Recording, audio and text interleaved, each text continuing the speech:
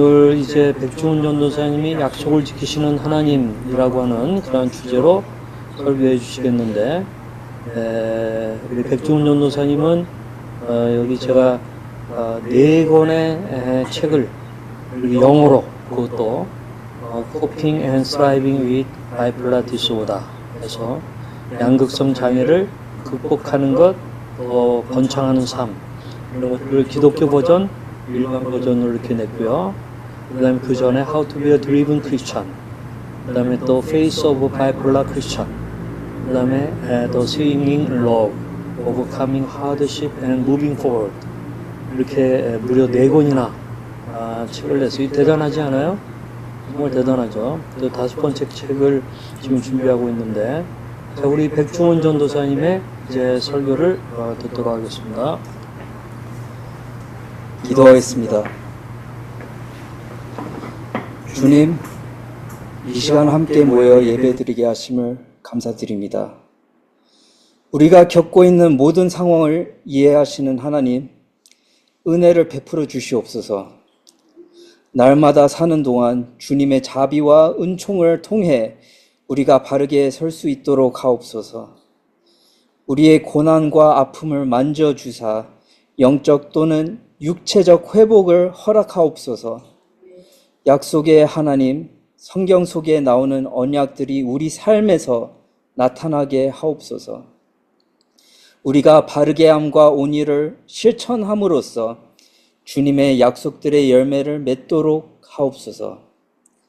사랑과 진리의 하나님이 주시는 희망을 통해 오뚜기처럼 넘어질 때마다 바로 일어설 수 있도록 도와주소서. 주님 찬양합니다.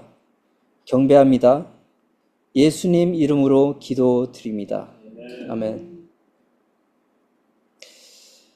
하나님은 전능하시며 어디든지 계시며 우리의 모든 것을 아십니다. 약속의 하나님이시기도 합니다. 우리를 자녀로 선택하시고 보살펴 주시고 평화를 주시고 용서하시고 필요한 것들을 제공해 주시고 희망을 주시고 쉴 만한 물가로 인도해 주십니다. 거룩하신 하나님은 우리에게 새 생명을 제공해 주시기 위해 자신의 아들 예수 그리스도를 보내셨습니다. 그는 우리의 삶의 날마다 개입하시며 우리를 악함으로부터 보호하십니다. 하나님이 능력의 하나님이시기에 우리 삶의 기적을 행하십니다. 그러므로 우리는 하나님의 약속들을 성경을 통해 더 알아가야 되며 잊어서는 안 됩니다. 오늘은 창세기 21장 1절에서 7절에 관한 말씀을 전하겠습니다. 이 구절은 하나님께서 아브라함에게 약속하신 이삭의 탄생을 말합니다. 이삭의 탄생은 아브라함과 사라가 오랫동안 기다려온 약속의 응답입니다. 먼저 1절에서 4절을 함께 읽도록 하겠습니다. 주님께서는 함께 읽도록 하겠습니다. 주님께서는 말씀하신 대로 사라를 돌보셨다. 사라에게 약속하신 것을 주님께서 그대로 이루시니 사라가 임신하였고 하나님이 아브라함에게 약속하신 바로 그때가 되니 사라와 늙은 아브라함 사이에서 아들이 태어났다. 아브라함은 사라가 낳아준 아들에게 이삭이라는 이름을 지어주었다. 이삭이 태어난 지 8해 만에 아브라함은 하나님이 분부하신 대로 그 아기에게 할례를 베풀었다. 이삭의 탄생은 놀라운 사건일 뿐만 아니라 아브라함의 다른 약속들이 성취하는데 필수적인 사건이기도 합니다. 아브라함이 강대한 나라의 상속자가 되기 위해서는 이삭과 그의 후손들이 필요했습니다. 1절에 주님께서 말씀하신 대로 그리고 약속하신 것을 주님께서 그대로 이루시니를 묵상할 때 하나님은 끝까지 약속을 지키시는 분이시라는 것을 알 수 있습니다. 아브라함과 사라는 많은 나이 때문에 출산하는 것이 거의 불가능했음에도 불구하고 하나님은 기적적인 일을 행하셨습니다. 하나님께서 선택한 타이밍에 맞춰서 21장에 기다렸던 이삭이 태어났습니다. 이스라엘 부모들은 당시에 아이가 태어난 상황에 따라 이름을 지어줬습니다. 예를 들어 라헬은 아들 베냐민을 처음에 벤오니라고 이름을 지어줬습니다. 라헬은 출산을 할 때 심한 고통을 겪어 아들을 벤오니 또는 고통의 아들이라고 이름을 지었습니다. 이와 비슷하게 이삭은 아브라함과 사라에게 큰 기쁨을 주었기 때문에 웃음을 뜻하는 이름을 지어줬습니다. 이스라엘 사람들은 당시 하나님과의 언약적 관계를 표시하기 위해서 아이들에게 할례를 베풀었습니다. 태어난 지 8일이 지나고 할례를 베푸는 이유를 생각하면 당시 태어난 아이들 중에 8일을 못 넘기고 죽는 일이 많아서라고 볼 수 있습니다. 우리에게 세례받는 것이 믿음의 외적 상징이듯이 이때는 할례가 외적 상징이었습니다. 아브라함은 이삭에게 할례를 베품으로써 17장에 나오는 하나님의 지시를 따랐습니다.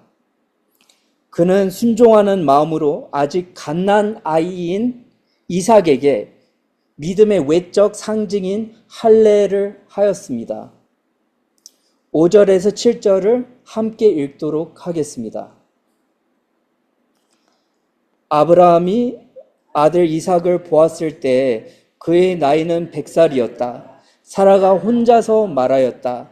하나님이 나에게 웃음을 주셨구나. 나와 같은 늙은이가 아들을 낳았다고 하면 듣는 사람마다 나처럼 웃지 않을 수 없겠지. 그는 말을 계속하였다. 사라가 자식들에게 젖을 물리게 될 것이라고 누가 아브라함에게 말할 엄두를 내었으랴? 그러나 내가 지금 늙은 아브라함에게 아들을 낳아주지 않았다. 사라는 60년 이상 아이를 갖지를 못했습니다. 90세 이상이 되어서 출산을 한다는 것이 육체적으로는 불가능하다고 볼 수 있습니다. 하지만 하나님께서 출산을 허락하였을 때 사라는 그것을 엄청난 축복으로 받아들이게 되었습니다. 여기에서 나오는 웃음은 히브리어로 자카크이라고 합니다. 자카크는 앞에 언급했듯이 이삭의 이름에 담겨져 있는 단어입니다. 하지만 성경에서는 웃음이라는 단어가 기쁨의 웃음을 표현할 때도 있고 믿지 못해서 웃는 것도 의미할 수가 있습니다. 자카크 또는 웃음은 창세기 17장에도 언급했듯이 여기서 사라는 하나님의 약속을 믿지 못해서 웃습니다. 아무리 늙은 나이에 출산하는 것을 믿는 것이 힘들어도 17장에 언급한 웃음은 사라가 하나님의 능력을 의심하고 그분을 제대로 신뢰하지 못했다고 볼 수 있습니다. 처음에는 믿지를 못했지만 사라는 그 이후 하나님을 잘 순종해서 아들 이삭을 낳게 됩니다. 여기서는 엄청난 축복을 주는 웃음을 지었습니다. 몇십 년 동안 기다려왔던 약속이 성취되었기 때문이죠. 여러분들도 한번 사라가 얼마나 행복했는지 생각해 보십시오. 그는 묻습니다. 사라가 자식들에게 젖을 물리게 될 것이라고 누가 아브라함에게 말할 엄두를 내었으랴? 누구나 아무도 없었을 것이라고 대답하는데 하나님의 약속은 현실이 되어버렸다. 사라와 아브라함은 절망에서 희망을 되찾게 됩니다. 창세기 17장 5절에서 6절을 다 같이 읽어보겠습니다. 내가 너를 여러 민족의 아버지로 만들었으니 이제부터는 너희 이름이 아브라함이 아니라 아브라함이다. 내가 너를 크게 번성하게 하겠다. 너에게서 여러 민족이 나오고 너에게서 왕들도 나올 것이다.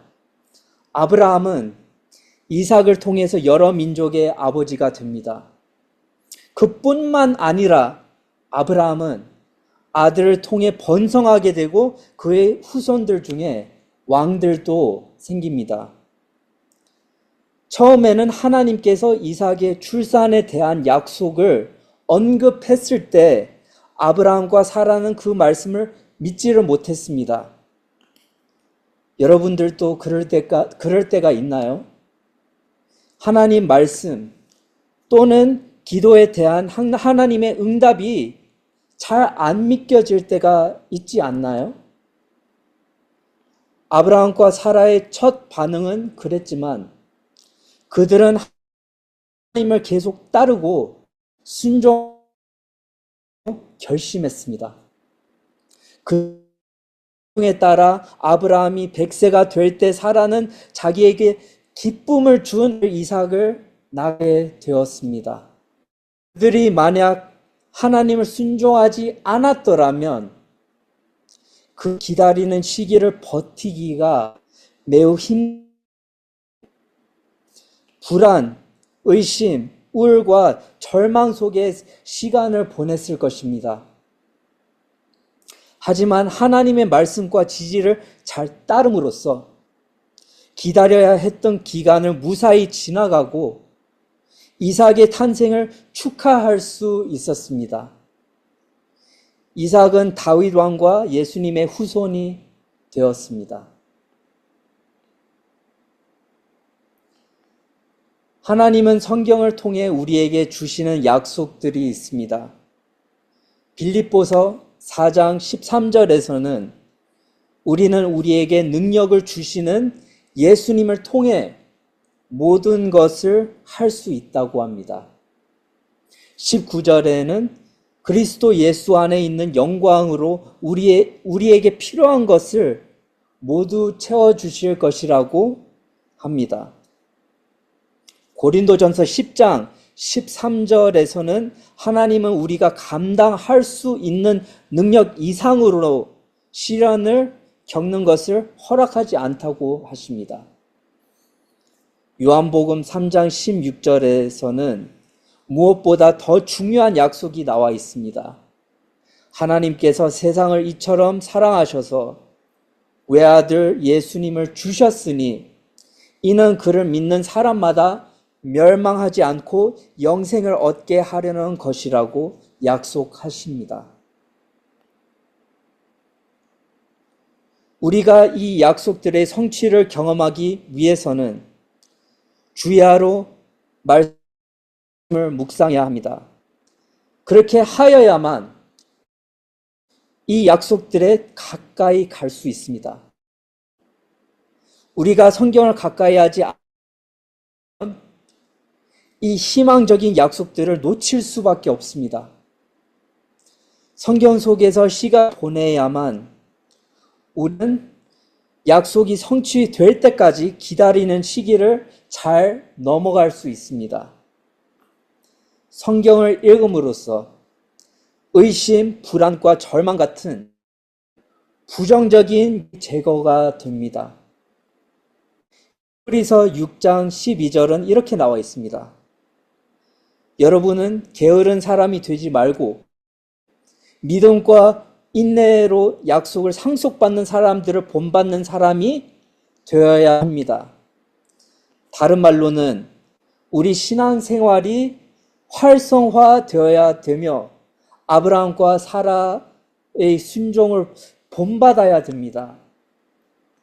히브리서 11장 8절에서 9절은 아브라함이 어떻게 순종하였는지 보여줍니다. 믿음으로 아브라함은 부르심을 받았을 때 순종하고 장차 자기 몫으로 받을 땅을 향해 나아갔습니다. 그는 어디로 가는지를 알지 못했지만 떠난 것이었습니다. 믿음으로 그는 약속하신 땅에서 타국에 몸붙여 사는 나그네처럼 거류하였으며 같은 약속을 함께 물려받을 이삭과 야곱과 함께 장마 살았습니다. 아브라함은 미래가 불확실했음에도 불구하고 하나님의 지시를 따르고 순종했습니다.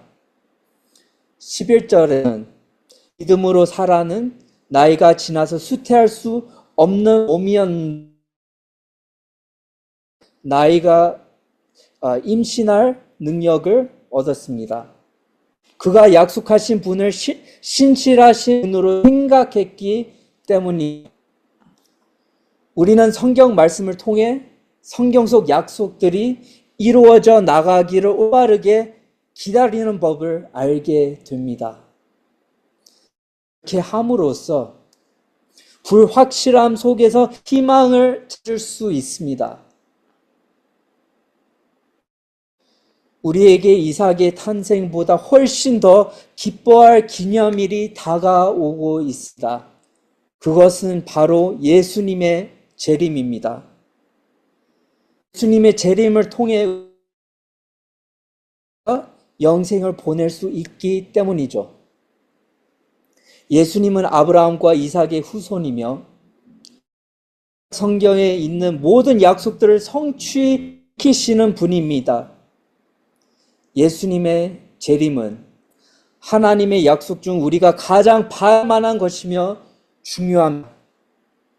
하나님께서는 우리에게 힘을 제공해 주는 것, 극복할 수 있는 시험들만 내리신다는 것, 그리고 필요한 것들을 모두 주신다는 것을 약속하시지만 예수님의 경험할 영원한 기쁨과는 비교할 수 없습니다. 그러므로 성경을 가까이 하면서 아브라함과 사라 같은 성경 인물들이 어떻게 하나님의 약속들의 성취를 기다렸는지 더 알아갑시다. 계속하여 순종의 길을 걸어가면서 크고 작은 약속을 끝까지 지켜내시는 하나님을 기쁘게 하는 백성들이 됩시다. 하나님의 약속 안에 살아가면서 조울증을 잘 극복하고 그 약속들이 성취되기까지 희망을 가지는 우리 모두가 되기를 축원합니다.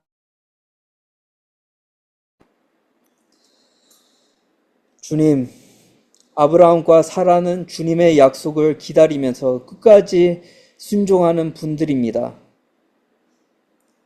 우리가 그들을 닮아가도록 하옵소서.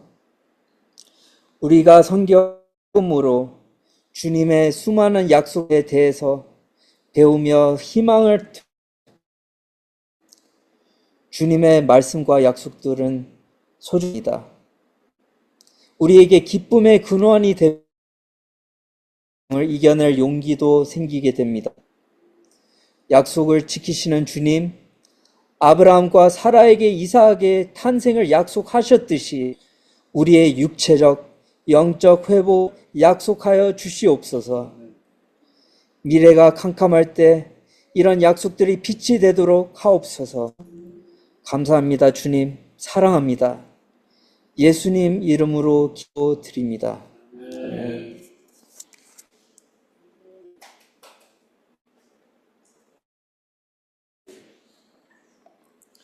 예, 감사합니다.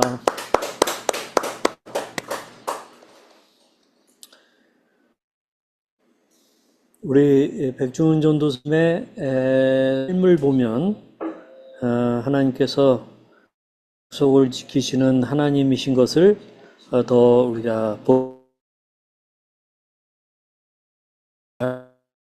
같은데 앞으로 더 많은 하나님의 약속들이 드러날 것이라고 믿고요.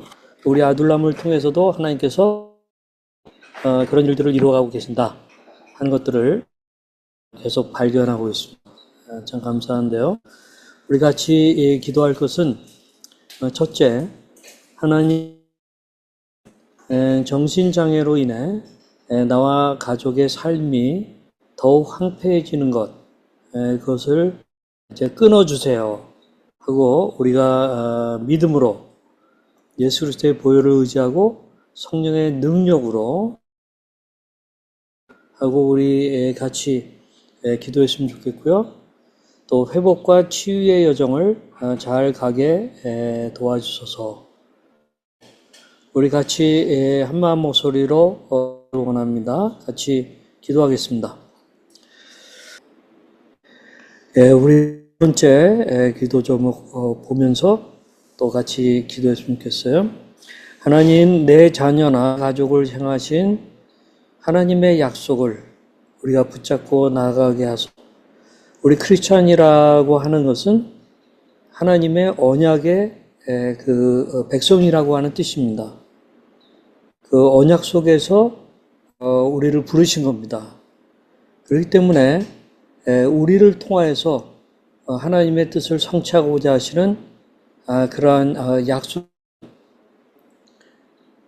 제가 예전에 봤던 예레미야서 29장 11절에 보게 되면은 내가 너희를 향한 나의 계획을 알고 있다 하는 그런 말씀을 하고 계세요. 그러면서 그 계획이 뭐냐? 재앙이 아니라 평안이라고 하는 말씀을 주고 계십니다. 여러분, 우리가 지금 재앙을 만났다고 절망하시나요? 아닙니다. 하나님께서는 그것을 통하여서 어떤 평안을 약속하시고 또한 미래에 또 희망을 주신 것을 믿습니다. 그래서 우리가 이 시간에 같이 한 번 더 기도할 수 있기를 원해요. 하나님, 우리 가정을 향하신 하나님의 약속이 분명히 있는 것을 믿습니다. 우리의 지금 역경이 그 약속에 대하여서 흐리게 보도록 만들지만 우리가 그 믿음을 붙잡을 수 있도록 도와주시기를 원합니다. 아브라함과 그의 아내를 통하여서 그 약속이 성취되는 그 과정에 저들이 불신앙 가운데도 있었던 것을 우리가 알고 있는데 하나님 우리에게 더욱더 분명한 언약에 대한 믿음을 주시옵소서. 그래서 우리가 그 과정 가운데 낳는 것 물론이고 우리가 낳는 것을 통하여서 많은 사람들을 회복시키는 치유하는 그러한 일들도 일어나게 하여 주시옵소서. 또 이 약속의 성취가 우리 민족 가운데서만 끝나지 아니하고 열방으로까지 나아가는 그러한 일들이 일어나게 하여 주시옵소서. 우리 이 시간에 같이 한 번 더 기도하겠습니다. 기도합니다. 아버지 하나님, 귀한 약속을 지키시는 하나님의 메시지를 듣고 다시 한번 믿음으로 하나님을 바라보는 귀한 성도들 한 사람 한 사람에게 찾아가 주시고 또한 안수하여 주시는 가운데 하나님 아버지 그 약속이 더욱더 분명하게 보일 수 있도록 도와주시고 또한 그것을 믿음으로 붙잡으며 하나님 그것이 정말 이루어지지 않는 그러한 순간과 과정 속에서도 흔들림이 없도록 도와주시기를 간절히 바라옵고 기도합니다. 아브라함이 그 약속을 받았지만 하나님 그 약속에 대하여서 인간적으로 해석해서 이스마엘을 낳았던 것을 알고 있고 인류의 역사 가운데 하나님 오늘날도 중동에서 그 심한 전쟁이 일어나고 있는 그런 것들을 보고 있습니다. 아버지 하나님, 우리가 원하옵기로는 하나님의 약속에 대한 분명한 그러한 음성을 듣게 도와주시고 또한 붙잡을 수 있도록 도와주시고 우리가 그것을 의심하는 법이 없도록 하나님 도와주시기를 간절히 바라옵고 기도합니다. 아버지 하나님, 조울증을 만난 것 참 하나님이 주신 그 약속을 더욱더 흔들게 만드는 그 무엇이 될 수 있는 것을 알고 있습니다. 하나님, 그것이 우리 가정의 재앙처럼 느껴질 수가 있는 것을 알고 있습니다. 그러나 하나님 아버지, 저희들로 하여금 우리 하나님께서 우리를 향하여 갖고 계신 그 약속이 무엇인지를 알 수 있도록 도와주시고 이것을 허락하신 이유를 알 수 있도록 도와주시고 하나님 아버지, 우리에게 미래와 희망이 있게 하시고 재앙이 아니라 평안을 주고자 하시는 하나님의 분명하신 뜻을 알 수 있도록 아버지 도와주시옵소서. 예수 그리스도의 언약 가운데 있는 사람들을 향하여서 우리 하나님께서 기뻐하시고 정말 이루 말할 수 없는 그러한 마음으로 즐거이 노래하시는 그러한 대상이 바로 우리인 것을 믿습니다. 그러기 위하여서 우리 주 예수 그리스도를 우리에게 화목제물로 보내주신 것을 믿습니다. 하나님 아버지, 우리가 그 약속 가운데 거하면서 지금은 뚜렷하지 않다 할지라도 믿음으로 나아갈 수 있도록 도와주시옵소서.